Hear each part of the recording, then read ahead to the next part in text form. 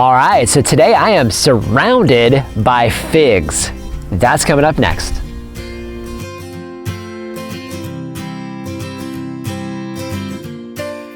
Hello everyone, this is Dwayne with Edge of Nowhere Farm, and we're coming to you here today with something a little different.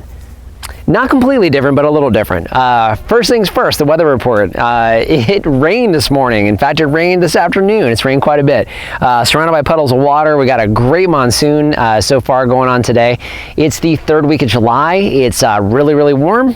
Probably don't need to say that, but with that rain really sets everything off during the summertime. So wanted to get a chance to do a quick video on one of our fig trees that's producing fruit, but they're not completely mature. So we're gonna talk about more of that in just a second. But what you see behind me here is our Kadota fig. Our Kadota fig tree, this guy here is about 1.5 years old. In fact, he'll be 2 years old, I think, I wanna say October or November of this year.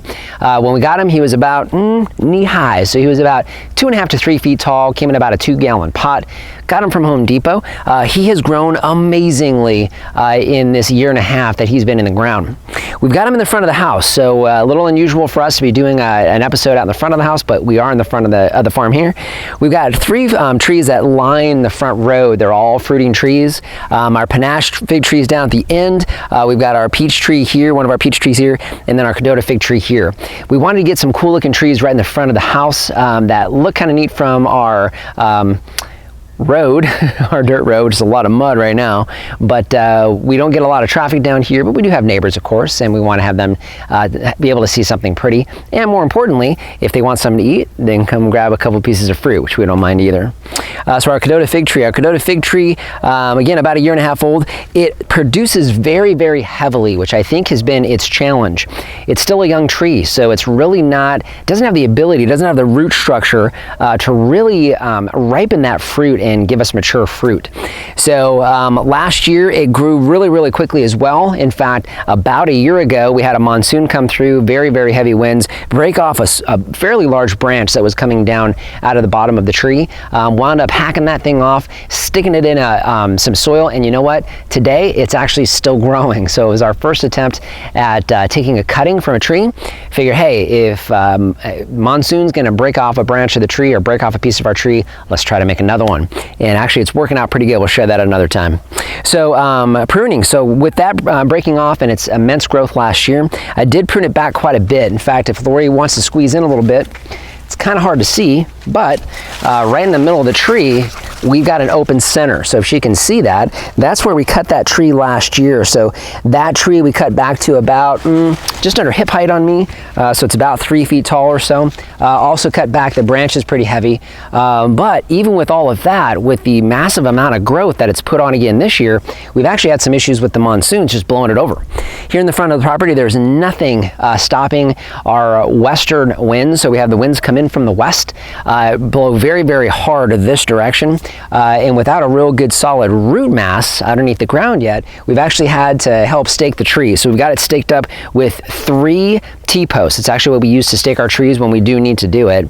So I got 3 T-posts in there kind of holding it steady so she has a chance to put those roots down a little more solidly. And then I'll come back, probably a little bit of summer pruning here in the next couple weeks. And also, of course, winter pruning, I'm going to bring it way, way back down. More on the fruit. So we've got a lot of fruit in here, but unfortunately it's not ripe.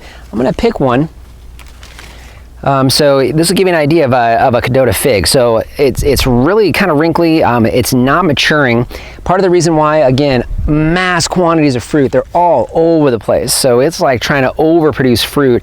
And this is still a 1.5 year old tree. So the amount of figs that are on here, this is putting on figs like our brown turkey figs do. In fact, I'll link that video here. You can look at our brown turkey figs.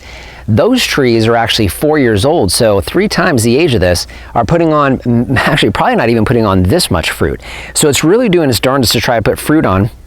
And really when you break it open, you can see that it's trying to ripen, but for the most part it's just mush. Kind of take a quick bite. Yeah, so there's still a little bit of sweetness. It's really dry and kind of pithy. It's still a little sweet. Still tastes good, so it still has some kind of sugary taste to it, but not quite what you would expect from a fig. Skin is kind of really plain and kind of, yeah, it's really just plain. Best way for me to describe it. So definitely not mature. It's not ripening up the fruit like it normally would, but very, very productive. So once this tree does have get its roots down, gets a little bit more nutrition coming up out of that root mass, it'll allow this tree to actually start producing. Probably need to go through and maybe thin it a little bit. I know that'll help. So may come back through and thin it before we get into our fall crop. We did get a couple fruit off of it last fall, so I know this will continue to produce throughout the summer, as all of our fig trees do, but not quite ripe yet. But really just wanted to share this tree because this tree is big. It's about 6-7 feet tall, about 6-7, maybe even 8 feet across. So really, really nice looking tree and very, very quick growing. So that's a Kadota fig. So just want to thank you for joining us today. And you know what, if you haven't done so already, hey, subscribe to our channel. We'd love to have you as a subscriber here. We got a lot of cool things going on through the summertime. We're going to be sharing a lot of our trees, even some that are not necessarily producing fruit. This one's producing, but not exactly ripe. But got a lot we're going to be sharing. So if you want to subscribe to the video, join us as we go through this. Also, hey, like and share the video. If you know anybody that likes this type of content, like and share the video with them. Really love to get that word out. And you know, if you have any questions or comments, hey, leave them in the comment section down below. Lori and I would really love to interact with you guys, and that's really the place to do it. So just want to thank you for joining us today and remind you, if we can farm on the edge of nowhere, so can you.